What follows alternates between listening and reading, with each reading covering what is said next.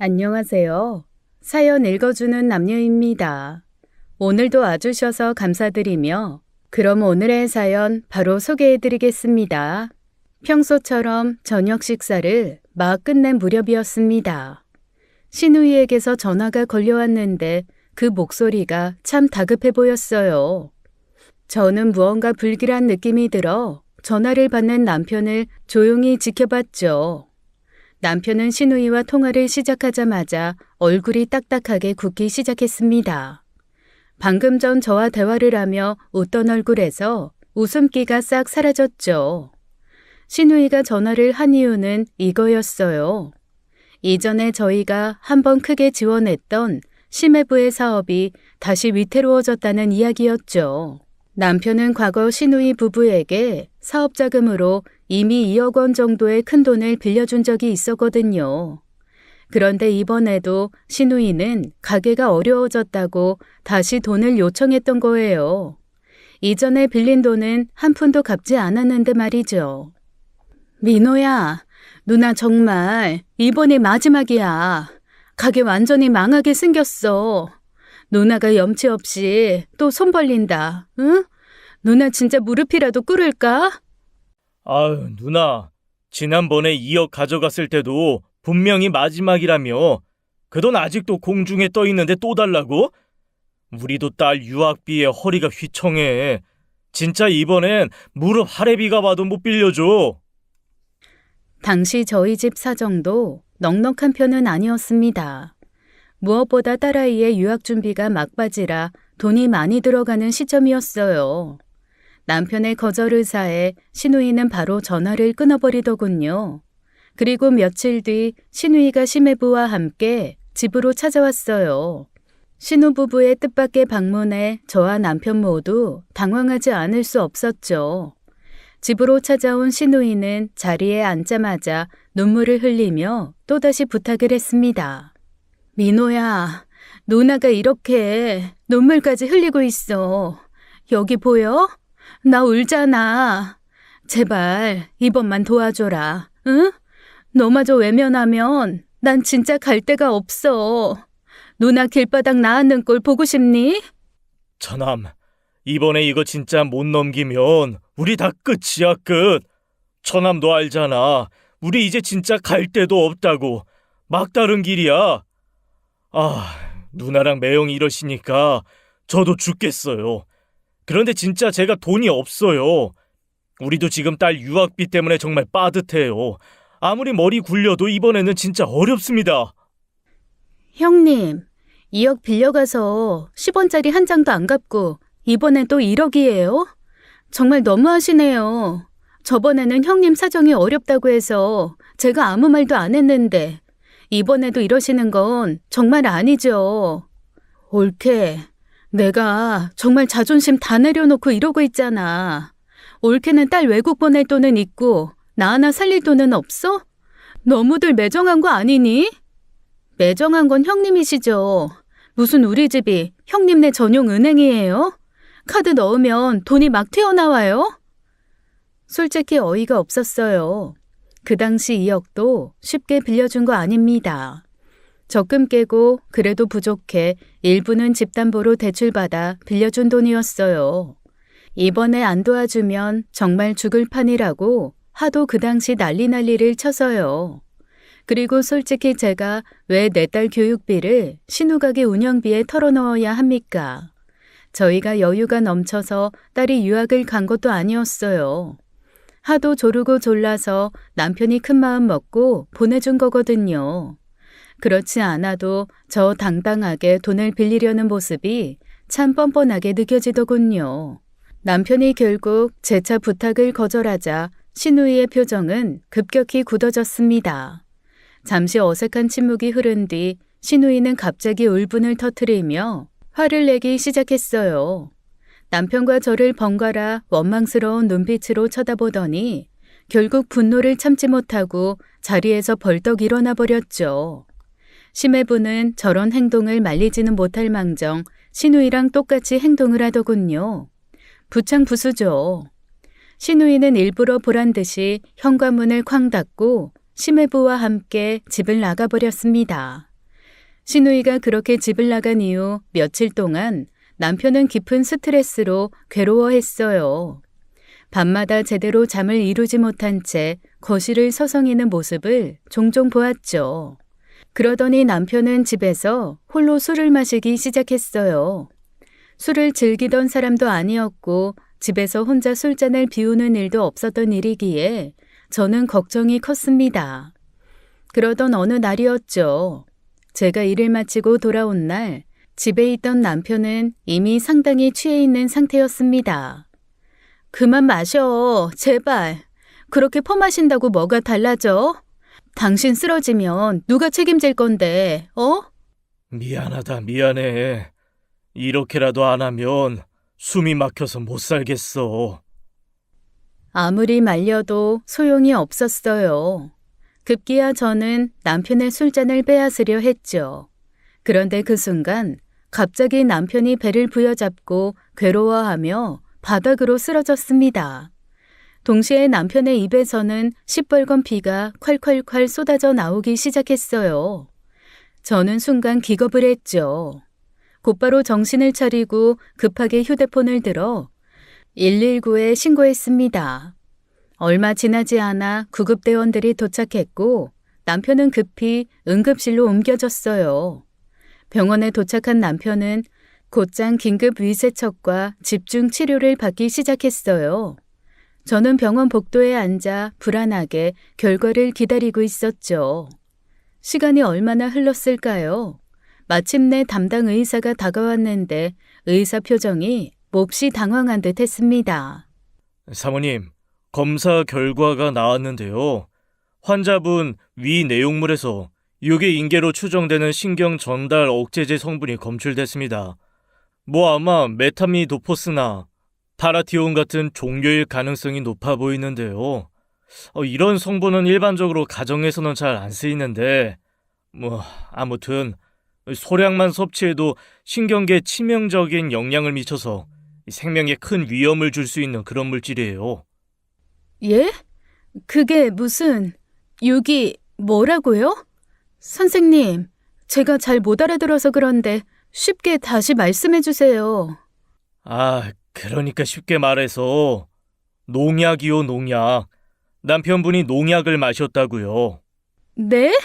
농약이라니, 지금 무슨 말씀이세요? 우리 남편이 농약을 왜 마셔요? 어디서요? 그건 저도 모르죠. 남편은 평소 농약을 다룰 일이 전혀 없는 사람이었어요. 사무직으로 평생 책상 앞에서 일하는 사람이었으니까요. 병원에서는 곧바로 이 상황을 경찰에 알렸습니다. 응급의료법에 따라요. 얼마 지나지 않아 경찰이 병원에 도착했어요. 경찰은 곧바로 저희 집 조사를 시작했어요. 남편이 마신 술병도 경찰이 압수하여 정밀 분석을 진행했어요. 얼마 뒤 그 술병에서 농약 성분이 검출되었다는 결과가 나왔죠. 그 순간 저는 등골이 서늘해지며 이 일이 정말 누군가의 범죄일 수 있다는 현실을 받아들일 수밖에 없었습니다. 경찰은 즉시 주변 가족들과 지인들 모두를 용의선상에 올려놓고 본격적으로 조사를 진행했어요. 남편이 피를 토하고 쓰러진 날 마신 술이 고급 사케라는 사실이 제 머릿속을 계속 맴돌았죠. 평소 남편은 절약이 몸에 배어 있었기 때문에 이렇게 비싼 술을 직접 구매했을 리가 절대 없었습니다. 언제나 저렴한 막걸리 정도만 마시던 사람이었으니까요. 의심이 짙어진 저는 남편의 카드 사용 내역을 자세히 확인하기 시작했어요. 철저히 분석한 카드 내역에서는 역시나 그 고급술을 구매한 흔적이 전혀 없었죠. 이는 누군가 남편에게 이 술을 건넸다는 것을 의미했습니다. 즉 남편을 쓰러지게 만든 진범은 남편에게 이 술을 선물한 사람이라는 결론이 나왔어요. 평소 남편 성격상 아무에게나 이런 비싼 선물을 받을 리도 절대 없었습니다. 이는 남편과 매우 친밀한 사람, 즉 저희 가족과 아주 가까운 누군가가 남편에게 농약이 든 술을 건넸다는 뜻이었어요. 저는 도대체 누가 무슨 이유로 남편에게 이런 끔찍한 짓을 벌였는지 머릿속이 복잡해졌죠. 믿고 싶지 않지만 가족이나 가까운 지인 중에 범인이 있을지도 모른다는 생각에 온몸이 떨려왔습니다. 결국 저는 마음을 굳게 먹고 주변 사람들을 하나씩 떠올렸어요. 도대체 누가 남편의 술에 농약을 넣었을까? 그것이 가장 큰 의문이었죠. 잠시도 머릿속에서 지워지지 않는 질문이었어요. 그러다 문득 남편이 쓰러지기 일주일 전의 일이 머리를 스쳤습니다. 바로 신우이가 돈 문제로 남편과 크게 다툰 날이요. 그때 신우이는 감정을 주체하지 못하고 남편을 향해 소리를 질렀어요. 민호, 너 언젠가 이 순간 반드시 꼭 후회할 날이 올 거야. 알아? 그 말은 단순히 화가 나서 쏟아낸 말이라 생각했었습니다. 그런데 지금 와서 생각하니 소름 끼치게도 그 의미가 다르게 느껴졌어요. 저는 신우이가 남편에게 돈을 빌려달라고 했다가 거절당했던 그날, 신우이가 걱정스러워 집 밖으로 급히 따라 나섰었죠. 급하게 뒤를 쫓아나간 저는 아파트 1층 현관 앞에서 신우이와 심해부가 심각한 표정으로 이야기를 나누고 있는 걸 보았습니다. 저는 본능적으로 발걸음을 멈추고 그들의 대화에 귀를 기울였어요. 그 순간 들려온 심해부의 말이 제 심장을 철렁 내려앉게 했죠. 이번에 실패했으니까 이제 다른 방법을 찾아야겠어. 그리고 이어지는 신우이의 말은 더 충격적이었죠. 그래야겠지. 정 안 되면 최후의 극단적인 방법까지 생각해야지 어쩌겠어. 그 순간 저는 숨을 크게 들이마셨습니다. 그 소리에 그제야 신우이가 저를 발견했는지 저를 쳐다보더군요. 방금 두 분 무슨 얘기한 거예요? 무슨 극단적인 방법을 쓴다는 거예요? 그거 저희 부부한테 하는 말 아니죠? 옳게. 사람이 말이야. 가족이 어려울 때 외면하고 살면 벌 받아. 두고 봐. 언젠가는 너희 부부도 똑같이 당할 거야. 여보. 저남댁 그게 아니고요. 그냥 말이 헛나와서 아무것도 아니니까 너무 신경 쓰지 마세요. 여보 가자. 늦었다. 저는 집으로 돌아온 후에도 방금 전 들었던 신우이와 심해부의 대화를 계속해서 곱씹었습니다. 신우이가 말했던 최후의 극단적인 방법이란 말이 좀처럼 머릿속에서 사라지지 않았어요. 그럴 때마다 마음 한구석에서는 커다란 불안과 찜찜함이 몰려왔죠. 그리고 그 일이 있은 지 정확히 일주일 후 남편의 사고가 터졌습니다.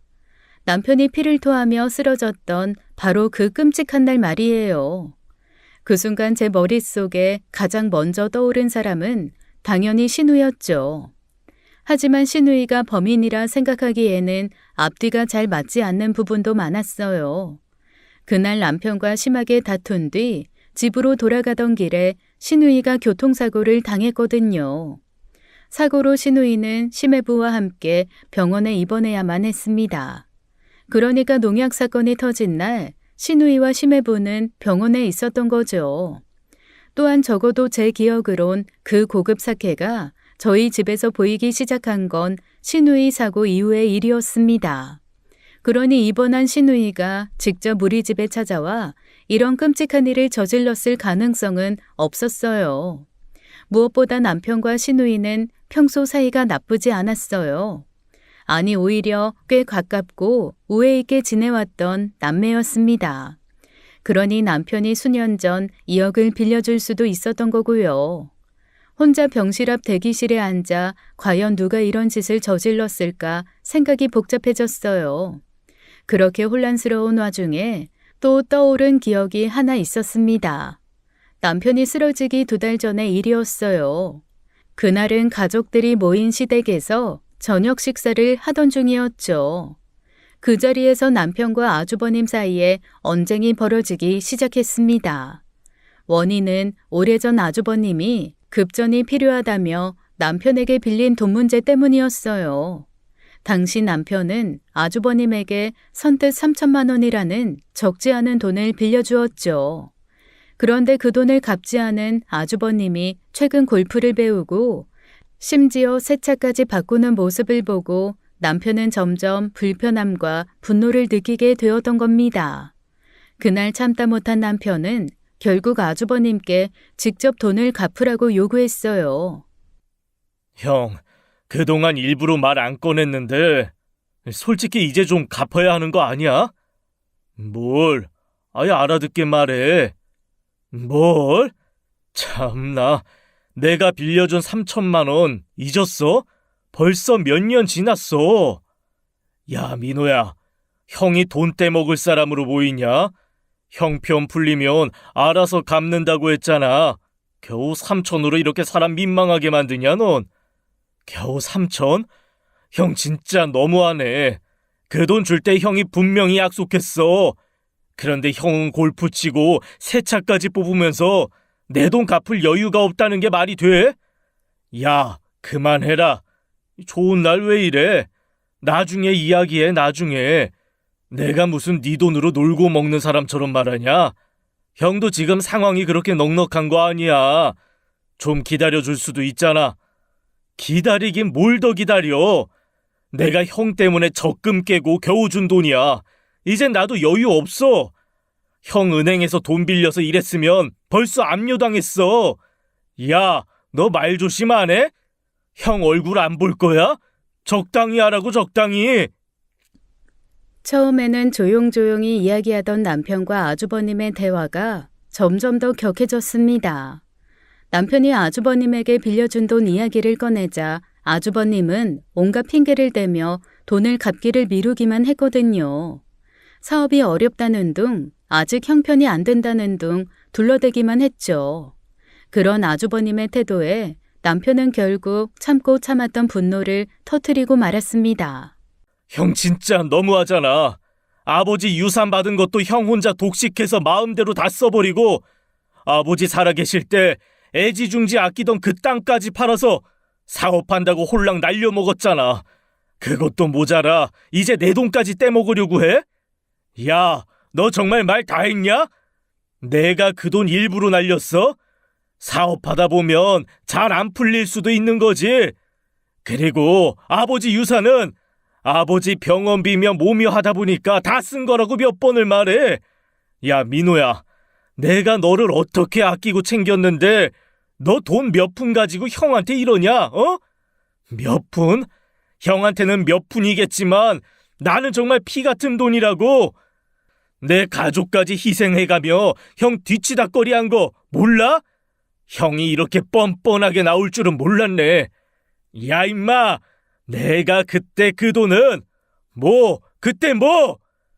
아, 아니다. 됐다. 말을 말자. 3천 내가 갚는다, 갚어. 에이씨. 아주버님은 밥상을 엎어버리고는 그 자리에서 일어나 시댁을 나가버렸습니다. 아주버님과 남편 사이가 돌이키기 어려울 정도로 박살이 나버리고 말았죠. 그리고 남편과 아주버님의 다툼 이후 한 달 정도가 지났을 무렵이었어요. 저는 남편이 아주버님과 통화하는 소리를 듣게 되었습니다. 정말 말도 안 되게 대판 싸운 두 사람이었기에 저는 걸음을 멈추고 귀를 기울였어요. 그런데 아주버님이 생뚱맞게 남편에게 좋아하는 술이 무엇이냐고 묻고 있더라고요. 그렇게 심하게 싸운 뒤 갑자기 좋아하는 술을 물어보는 게 어쩐지 뜬금없고 너무 이상해 보이더군요. 남편에게 왜 그러냐 물어도 그저 아주버님이 그것만 물어보고 전화를 끊었대요. 남편 역시 통화 내내 불편한 기색을 감추지 못했고 저는 그 모습이 마음에 계속 걸렸습니다. 그리고 남편이 농약이 들어있는 술을 마시고 쓰러지기 불과 2주 전쯤이었어요. 옆집 아주머니가 집 앞에서 저를 보자 서둘러 다가와 말을 걸었습니다. 어머, 수진 씨, 며칠 전부터 웬 시커먼 남자가 계속 수진 씨네 집 근처를 왔다 갔다 하던데 거실 베란다 쪽을 힐끔힐끔 쳐다보는 게 이상해서. 조심해, 수진 씨. 네? 시커먼 남자요? 그게 누군데요? 응? 나도 누군지 모르지. 하여튼 이상해서 계속 지켜봤는데 영 수상해. 저희 집은 1층입니다. 그러니 마음만 먹으면 거실 창을 통해 안쪽을 볼 수 있었어요. 내가 하도 수상스러워서 혹시 몰라 사진까지 찍어놨다니까. 이거 찍는데 손이 막 벌벌 떨리고 가슴이 어찌나 두근거리던지. 아이고야, 지금도 다 떨리네. 내가 진짜 간 떨어지는 줄 알았다니까. 어머, 사진 찍어두셨어요? 어디 빨리 좀 보여주세요, 아줌마. 놀랍게도 옆집 아주머니가 보여준 사진 속 남자는 아주버님이었어요. 저는 그 순간 온몸에 소름이 돋았습니다. 아주버님이 굳이 우리 집을 훔쳐볼 이유가 무엇이었을까요? 그리고 그 전에 남편에게 좋아하는 술을 물었던 아주버님의 이상한 행동까지 의문투성이었죠. 병실 대기실에 앉아 시누이와 아주버님을 차례대로 생각하던 저는 이내 고개를 흔들며 의심을 떨쳐냈습니다. 설마요. 아무리 그래도 가족인데요. 하지만 아주 가끔은 가족이 더 무서운 법이더군요. 한참이 지나서 이 사건의 진실을 알게 된 저는 정말 경악을 하고 오열을 했거든요. 아무튼 남편이 병원에 입원하고 며칠 후 경찰이 저희 집을 다시 찾아왔습니다. 최근 남편과 심한 갈등을 빚었던 사람들을 집중적으로 조사하는 듯 했어요. 그 중에서도 경찰의 가장 큰 관심은 역시 아주버님에게 쏠렸죠. 경찰은 아주버님을 직접 불러 조사했습니다. 아주버님은 순순히 자신이 저희 집 근처를 서성였던 사실을 인정했죠. 그저 지난번 싸움 때문에 남편에게 사과하려고 찾아왔었다고 아주버님은 설명했어요. 그러나 막상 집 앞까지 와서 차마 용기가 나지 않아 계속 망설이다 그냥 돌아갔을 뿐이라고요. 경찰은 술에 대해서도 물었고 아주버님은 지난번에 다툼을 풀고자 찾아갈 때 남편과 함께 술 한잔하며 사과할 생각으로 물어봤던 거라 설명했습니다. 아주버님이 정말로 그런 따뜻한 마음으로 남편을 찾아왔던 걸까요? 아니면 이 모든 것이 꾸며낸 거짓말이었던 걸까요? 그리곤 아주버님은 병원으로 찾아와 믿기 힘들 만큼 오열을 했죠. 남편의 병실 앞에서 어깨를 들썩이며 하염없이 눈물을 쏟아내는 아주버님의 모습에 저는 당황할 수밖에 없었습니다. 아유, 내가 미친놈이지. 내가 미친놈이야. 이 동생은 그렇게 피를 토하는데 난 뭘 잘했다고 너한테 성질만 부렸는지. 나 정말 사람도 아니다, 진짜. 재수씨, 저 민호 잘못되면 저 못 삽니다. 저도 따라갑니다. 민호야, 일어나라 제발. 내가 죽일 놈이다. 아주버님, 제발 이러지 마세요. 민호 씨가 이 모습 보면 얼마나 속상해하겠어요. 아주버님까지 이러시면 저 정말 어쩌라고요. 민호 씨 금방 좋아질 거니까 마음 좀 잡으세요. 밥상을 엎어가면서까지 남편을 원망했던 사람이 이토록 슬퍼하는 모습에 저는 당혹스러웠습니다. 과연 저 눈물이 진짜일지 아니면 교묘히 숨긴 진심을 감추려는 연기일지 솔직히 판단할 수 없었죠. 그런데 경찰 조사 과정에서 저는 놀라운 사실을 알게 되었어요. 알고 보니 아주버님은 몇 년 전에 암 진단을 받았다더라고요. 그런데 아주버님은 그 사실을 시가 식구 중 그 누구에게도 알리지 않았대요. 형님만 그 사실을 알고 있었는데 아주버님이 절대 말하지 말라고 했다더군요. 혹시나 자신이 죽을 수도 있기에 암 사실을 숨기고 홀로 견뎌왔던 거예요. 남편에게 빌린 3천만 원 역시 암 치료를 위한 병원비와 그동안 버틸 생활비로 사용한 거였어요. 아주버님은 다행히 암이 완치된 이후로부터 자신을 위해 살아보자고 결심했었다고 합니다. 평생을 오로지 책임감만으로 살아왔던 아주버님이 자신을 위해 골프도 배우고 차도 바꿨던 것은 자신에게 주어진 삶을 이제는 좀 더 의미 있게 살고자 했던 아주버님의 첫 시도였던 거죠. 저 역시 그동안 아주버님의 행동을 철없이 돈을 쓰고 호화롭게만 살려는 모습이라 생각했는데 알고 보니 속사정이 있던 것이었어요. 진즉 저희 부부에게 말했으면 얼마나 좋았을까 안타깝더군요. 남편이 병원 침대에서 여전히 의식을 회복하지 못한 채 누워있던 어느 날 시어머니가 병실로 찾아왔습니다. 고령의 시어머니께서는 거동도 힘겨워 하셨죠. 저는 내심 시어머니의 방문이 조금은 반갑고 위로가 될 거라고 기대했어요. 하지만 병실에 들어온 시어머니의 모습은 예상과 너무 달랐습니다. 시아버지가 돌아가신 후 남편과 연락도 하지 않고 지낸 시어머니였기에 어느 정도 냉랭함은 이해할 수 있었죠. 하지만 아들이 생사를 오가는 상태에서 누워있음에도 시어머니는 너무나 차분하고 무덤덤한 얼굴로 병실에 들어섰습니다. 저는 그런 시어머니의 모습을 보며 참 당혹스럽더군요. 2년 전 시아버지가 돌아가셨습니다. 남편은 병원에서 연락을 받고 급히 병원으로 향하다가 사고가 나서 아버지의 임종을 지키지 못했어요. 당시 남편은 택시를 타고 뒤늦게 병원에 도착했지만 이미 시아버지는 세상을 떠난 뒤였죠. 남편도 그래서 더욱 원통하게 눈물을 흘렸어요. 하지만 시어머니는 그 일 이후로 남편에게 끊임없이 원망 섞인 말을 했습니다. 네 아버지가 숨 끊어지기 직전까지도 민호 너만 찾았어. 민호 왔냐? 민호 아직 안 왔냐? 하다못해 눈 감는 순간까지 네 이름 부르다 가셨어. 너 어디서 뭐했니? 응? 그 말이 반복될 때마다 남편은 죄책감과 고통을 느껴야 했습니다. 특히나 아주버님과 시누이는 병원에서 며칠씩 밤을 새우며 임종을 지켰다고 시어머니는 남편에게 이야기했어요. 그러면서도 정작 시아버지는 끝까지 남편만을 찾았다며 남편의 죄책감을 더욱 부추겼죠. 너는 정말 네 애비한테도 지독히 모질더라. 혜영이랑 민석이 그리고 막둥이는 며칠씩 병원에서 밤새가며 지들 아버지 지켰어. 그런데 아버지는 너 하나만 기다리며 마지막 숨까지 붙잡고 버틴 거라고, 이 녀석아. 또 형하고 누나 얘기예요? 평생 내가 듣던 소리네요. 어머니, 내가 뭐 일부러 임종을 못 지켰어요? 나라고 아버지 마지막 곁에 있고 싶지 않았겠어요? 네가 어디 그런 말을 입에 담아. 형이랑 누나는 너처럼 바쁜 일 없어서 거기 붙어 있었는 줄 알아?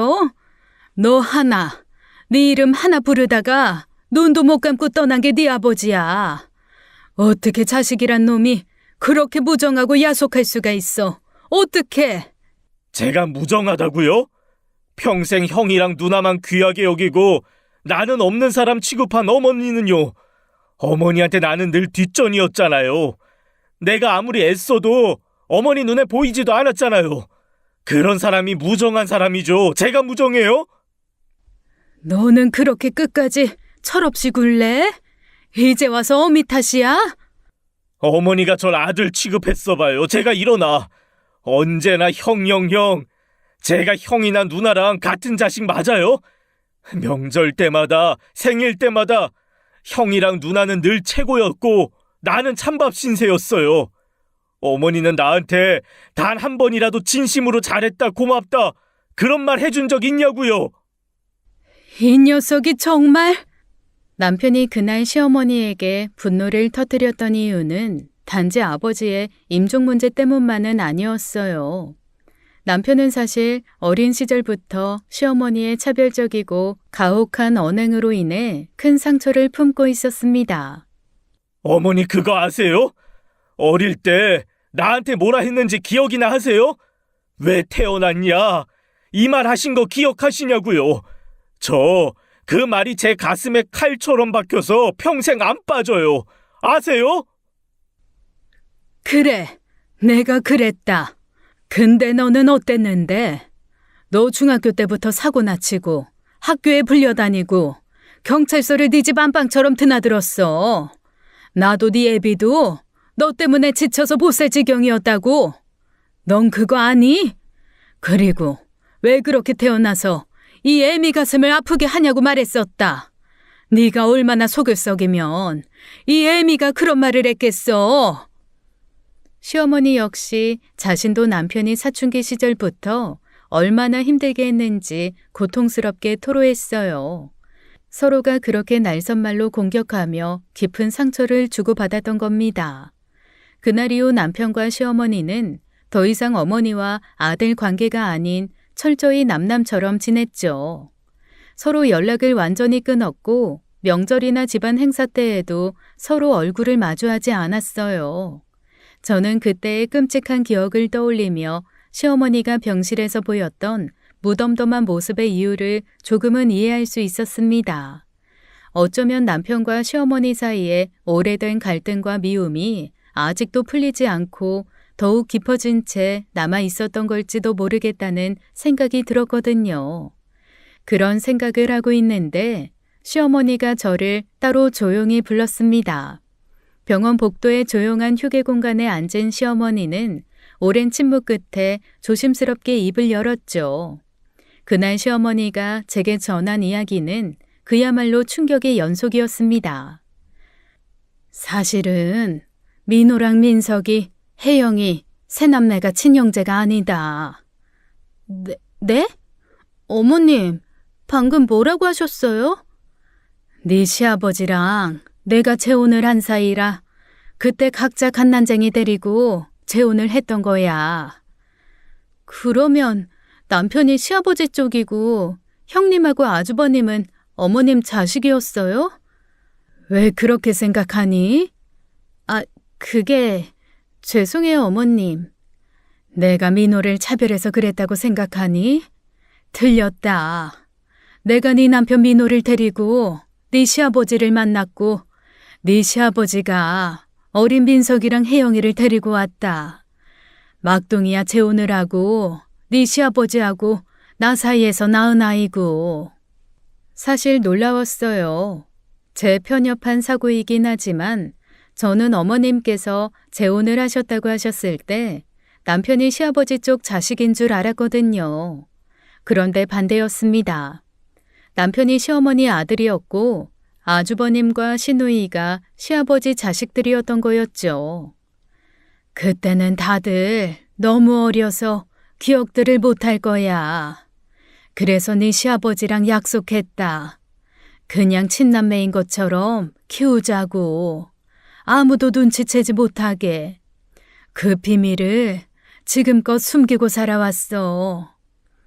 그리고 시어머니는 남편과의 어린 시절을 떠올리며 자신이 했던 차갑고 가혹했던 말들에 대해 깊은 한을 가지고 있음을 털어놓았습니다.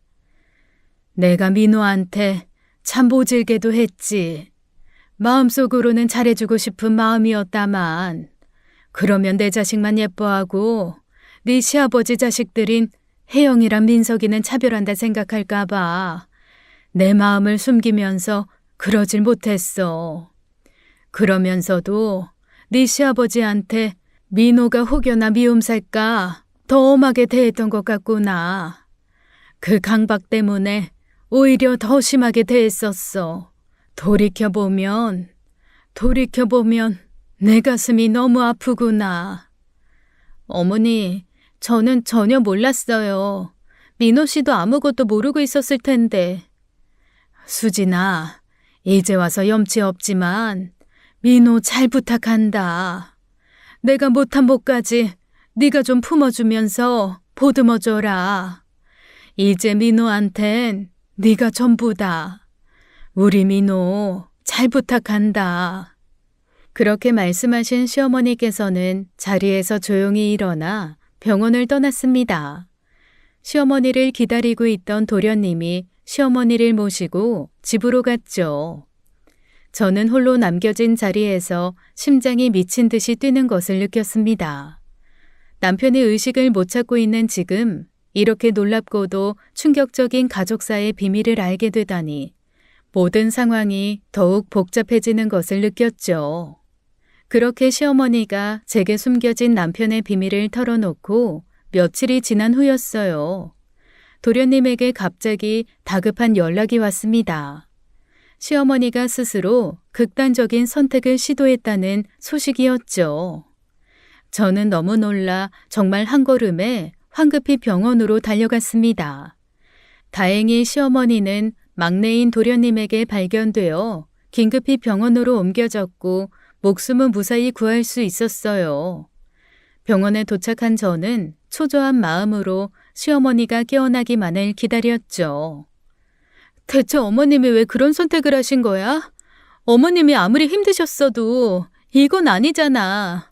어머님이 왜 이런 극단적인 생각까지 하신 건데. 형수님, 어머니가 이거 남기셨어요. 아무래도 이 유서 보면 어머니 마음 알 수 있을 것 같아요.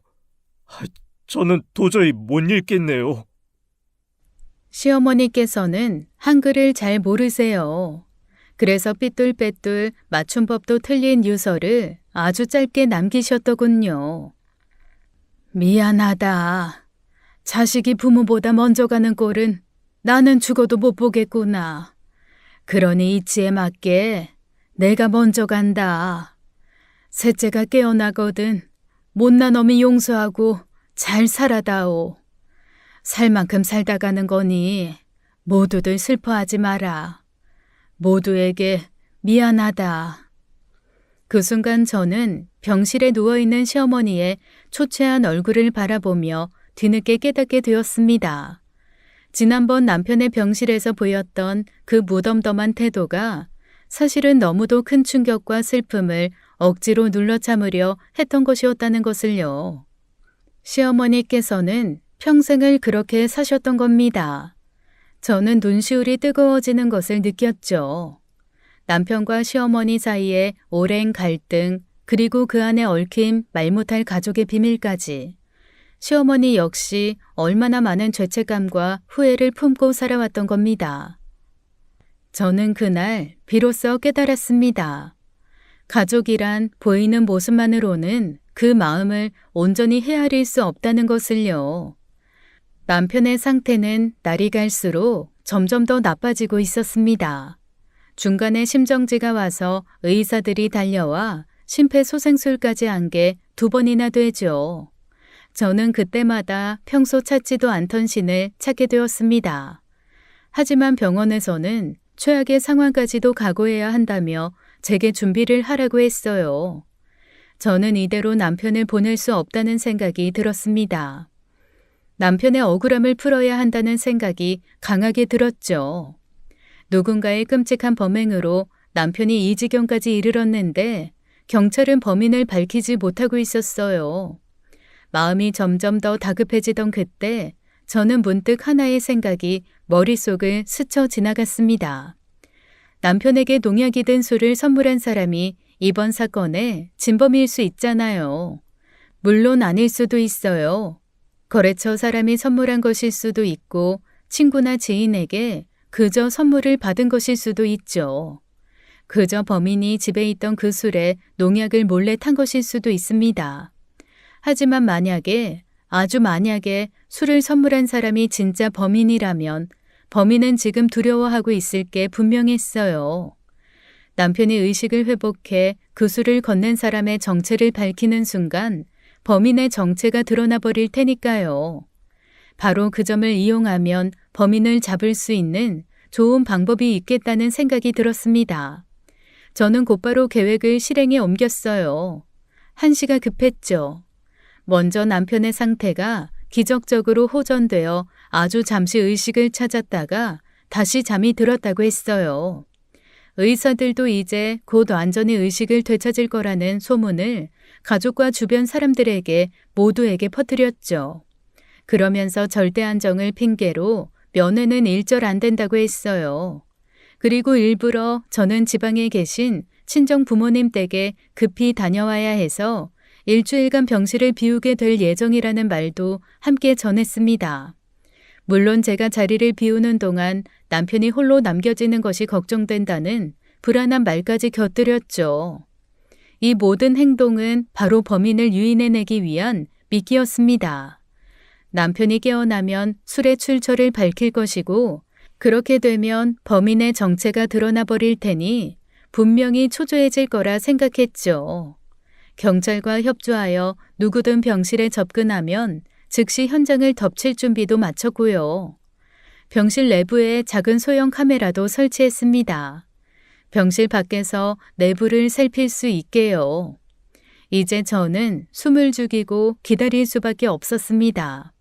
밤낮으로 오직 범인만이 나타나기를 기다리며 병실에서의 작은 움직임 하나하나에도 신경을 곤두세웠죠. 드디어 며칠 후 어두운 새벽 고요한 병실에 긴장감이 가득했습니다. 그때 병실 안으로 누군가의 그림자가 천천히 들어왔죠. 저는 심장이 터질 듯이 뛰었고 긴장감으로 온몸이 얼어붙었어요. 저는 그 모습을 모니터로 지켜보며 숨조차 제대로 쉬지 못했습니다. 옆에 대기하고 있던 형사들이 서로 조용히 눈빛으로 신호를 보냈어요. 병실 안으로 들어온 그 낯선 사람은 천천히 침대 곁으로 다가갔습니다. 그리고 잠시 남편을 내려다보던 그 사람은 베개를 들고는 그걸로 남편 얼굴을 누르기 시작했어요. 그 순간 형사들이 병실 문을 박차고 들어갔습니다. 그 베개 당장 내려놔! 움직이지 마! 당신을 현행범으로 체포한다. 당신은 묵비권을 행사할 수 있고. 형사들이 급히 범인을 제압했습니다. 마스크와 모자를 쓴 모습이었는데 작은 체구의 여자였어요. 형사가 병실 불을 켰고 형광등 불빛이 병실 안을 환하게 밝혔습니다. 저는 형사들 틈에서 범인의 얼굴을 확인하려 다가갔죠. 그 순간 저는 그 자리에 굳어버리고 말았어요. 범인은 바로 저의 친정 여동생이었습니다. 수정아, 네가 왜 여기 있어? 언니, 네가 왜 여기 있냐고? 너였어? 이 미친년아, 너였냐고? 왜 그랬어? 대체 왜? 이런 끔찍한 짓을 벌였냐고? 어떻게 네가 이럴 수가 있어? 언니, 아니 그게 나 그런 게 아니라 이게 어떻게 된 거냐면 언니 분명 아무도 없다며 언니 엄마 아빠네 간다며 이거 진짜 잘못된 거라고. 김수정 씨, 당신을 살인 미수 혐의로 체포합니다. 자세한 얘기는 서에 가서 하시죠. 오 형사 뭐하고 있어? 빨리 데려가.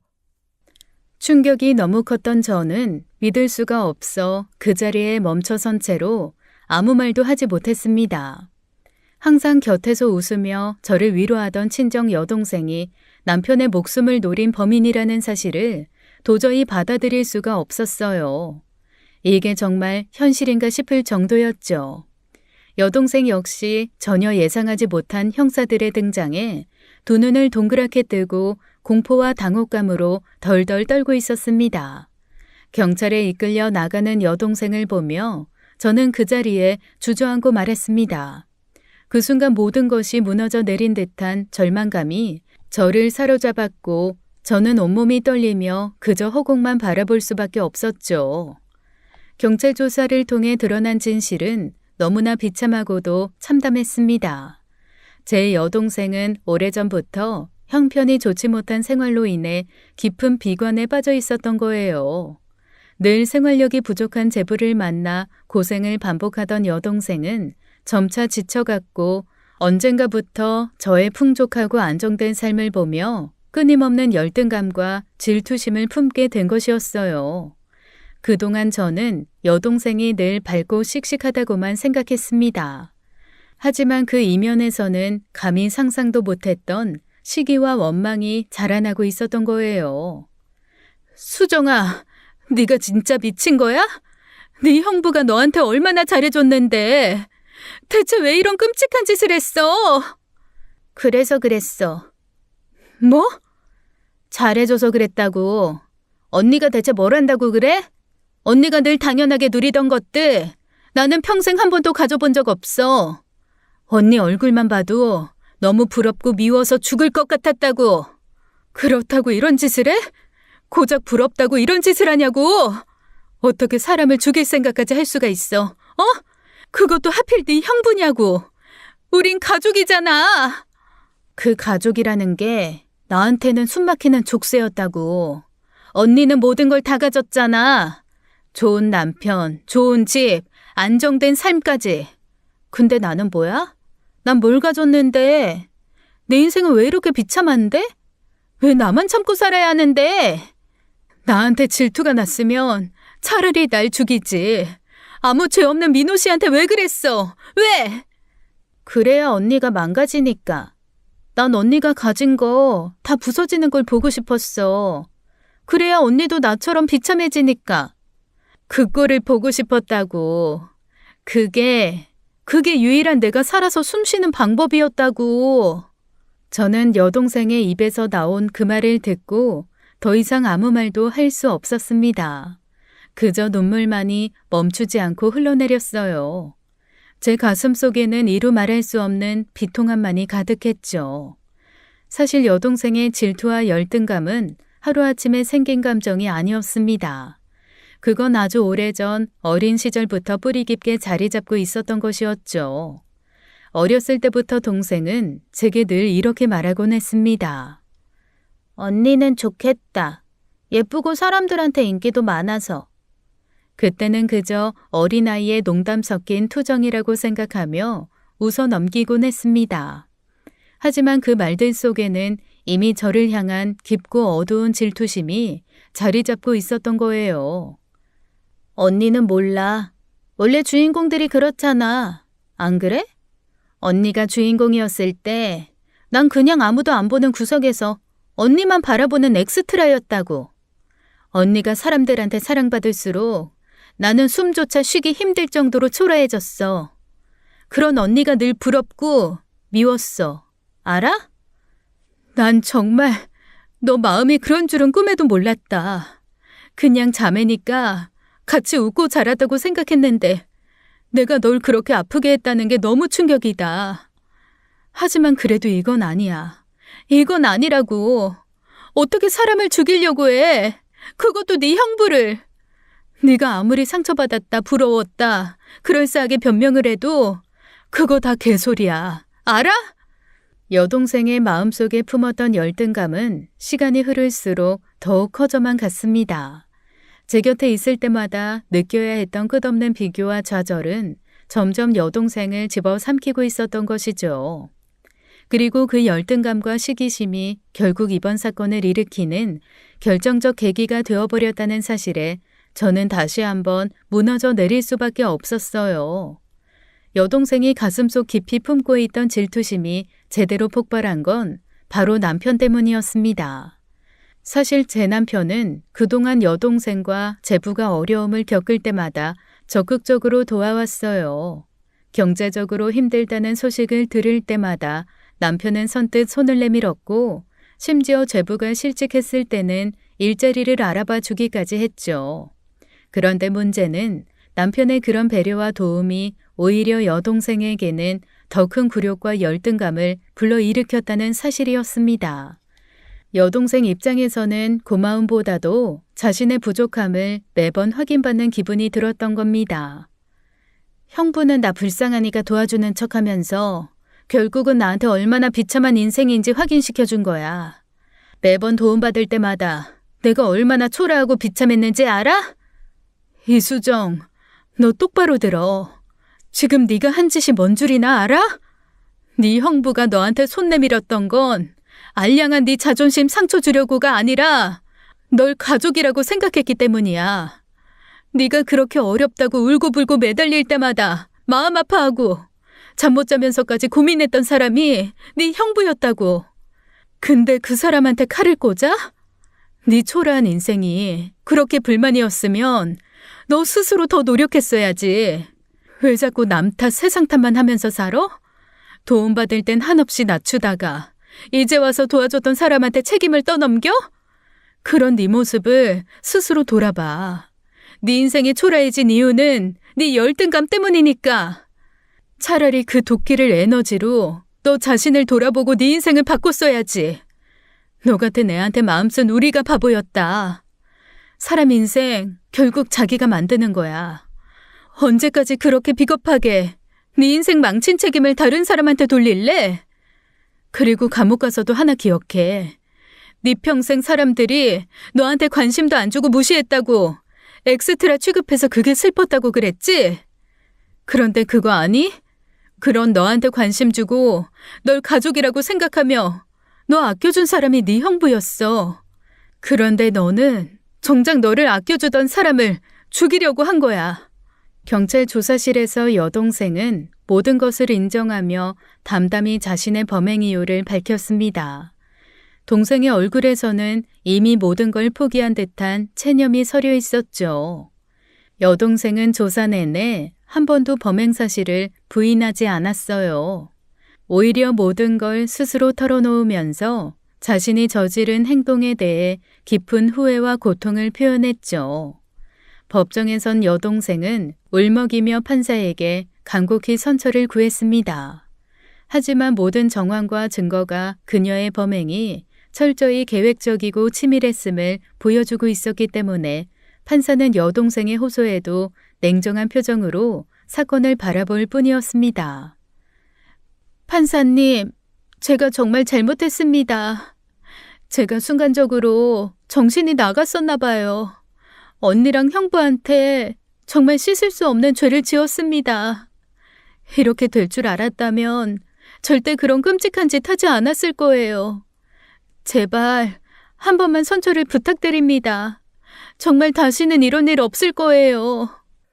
피고인 김수정, 본 재판부는 제출된 증거자료와 피고인의 진술을 종합적으로 판단하여 볼 때 피고인의 범행은 우발적이라기보다 오랜 기간 계획된 것으로 보이며 그 방법과 동기 또한 죄질이 매우 불량하다. 피해자와의 관계를 고려할 때 비난 가능성 또한 매우 크므로 재판부로서는 피고인의 선처 호소를 받아들이기 어렵다고 판단한다. 법원은 여동생에게 살인미수 혐의로 징역 12년을 선고했습니다. 판사의 무거운 목소리가 법정 안에 울려 퍼지던 그 순간 여동생은 무릎이 풀려 그 자리에 주저앉고 말았죠. 친정엄마는 그 자리에서 기절을 했고 아빠는 끊었던 담배를 다시 피우셨습니다.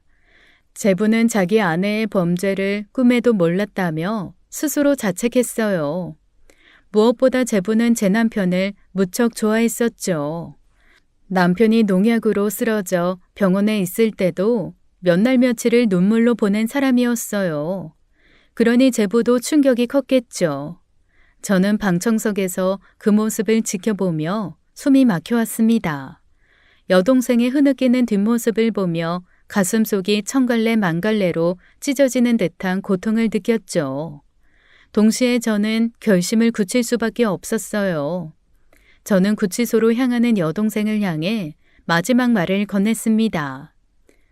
이수정, 너하고 나 오늘부로 끝이야. 지금 이 순간부터 난 너 같은 동생 없고 너도 언니 없는 거야. 12년 뒤에 출소해서도 길에서라도 마주치지 마. 그땐 내가 널 어떻게 할지도 몰라. 어디 가서도 내 이름 입에 담지 마. 이제 너와 난 가족이 아니야. 네가 지은 죄값 제대로 받고 남은 평생 그 끔찍한 후회 속에서 살아. 언니 미안해. 정말 미안해. 저는 그 법정을 빠져나오면서도 뒤도 돌아보지 않았습니다. 이제 더는 제 삶에 여동생이라는 존재가 없다는 사실을 받아들이며 단단히 마음을 먹고 걸어 나왔죠. 하지만 그렇게 마음을 먹었음에도 제 가슴 깊은 곳에서는 떨쳐버릴 수 없는 슬픔과 고통이 계속해서 흐르더군요. 여동생의 선고가 있던 날로부터 2달 뒤 남편이 깨어났습니다. 저는 남편의 병실에서 늘 그렇듯이 힘없이 남편의 손을 잡고 앉아 있었죠. 그때 제 손끝에서 아주 미세하게나마 미동이 느껴졌어요. 순간 놀라서 고개를 들어 남편의 얼굴을 바라보니 남편 눈꺼풀이 천천히 떨리며 움직이고 있었습니다. 곧이어 남편이 어렵게 눈을 떴어요. 의식이 돌아온 겁니다. 저는 그 자리에서 온몸이 떨리는 걸 느끼며 남편의 이름을 불렀어요. 민호 씨, 눈 떴구나. 정말 고마워. 여보, 다시는 안 깨어나는 줄 알고 얼마나 무서웠는데. 이제 다시는 어디 가지 마, 어? 정말 고마워. 수진아, 여기가 병원이야? 내가 왜 누워 있는 거지?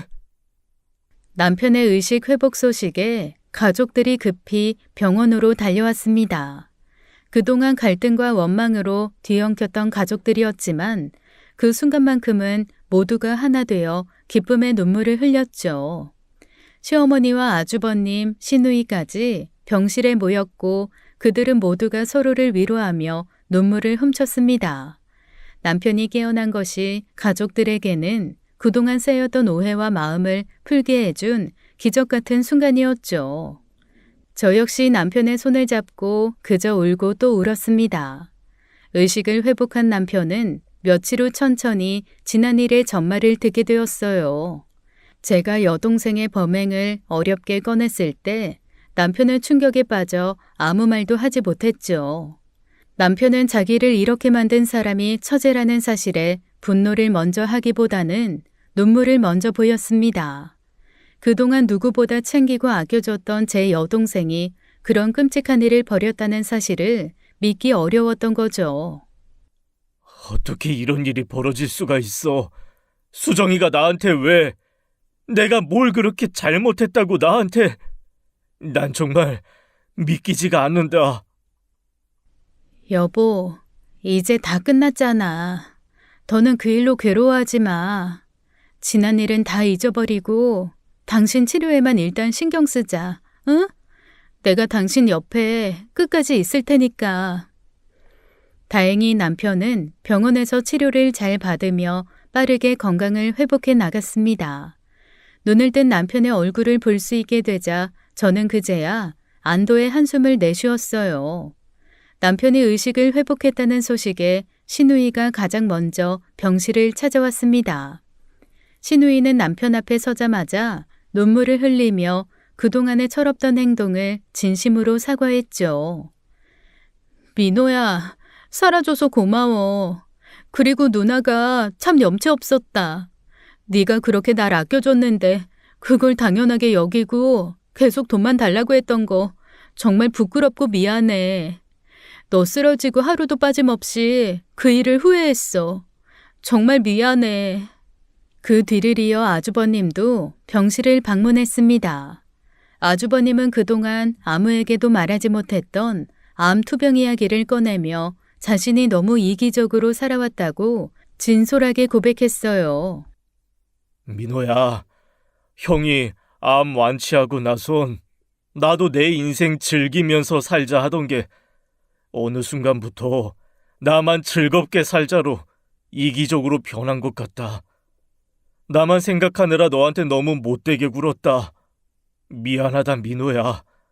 형으로서 면목이 없다. 그리고 살아줘서 정말 고맙다. 너 죽으면 나도 따라 죽으려고 했어, 임마. 며칠 뒤 시어머니 역시 도련님과 남편을 찾아와 지난 과거의 잘못들에 대해 진심 어린 사과를 전했습니다. 민호야, 엄마가 널 바라볼 때마다 내 가슴이 얼마나 무너졌는지 너는 모를 거다. 내가 뱉은 독한 말들이 이렇게 되돌아와 내 가슴을 찌를 줄 몰랐어. 살아줘서 고맙다. 정말 장하다, 내 아들. 그리고 정말 미안하다, 아들아. 이 엄마를 용서해 주렴. 저는 그 모습을 보면서 제 자신을 깊이 돌아봤습니다. 정작 범인은 제 가족 안에 있었는데 저는 남편 가족을 의심했던 제 자신이 너무나 부끄럽게 느껴졌어요. 저는 남편 가족을 먼저 의심했던 제 자신이 한없이 원망스러웠습니다. 그런 제 모습을 알아챈 듯 남편이 제 손을 따뜻하게 잡으며 오히려 저를 위로해 주었어요. 우리는 그렇게 사건의 아픔을 조금씩 치유하며 서로의 상처를 다독이기 시작했습니다. 이런 말이 있습니다. 상처는 당신의 잘못이 아닐지 몰라도 그 상처를 치유하는 것은 당신의 책임이다. 저는 이 말을 되뇌이며 앞으로 어떤 일이 있어도 남편과 함께 이 상처를 이겨내고 가족과의 화합을 이루겠다고 굳게 다짐했습니다. 지금까지 사연 읽어주는 남녀였습니다. 끝까지 시청해주신 여러분 감사드리며 저희는 다음 사연으로 돌아올게요. 감사합니다.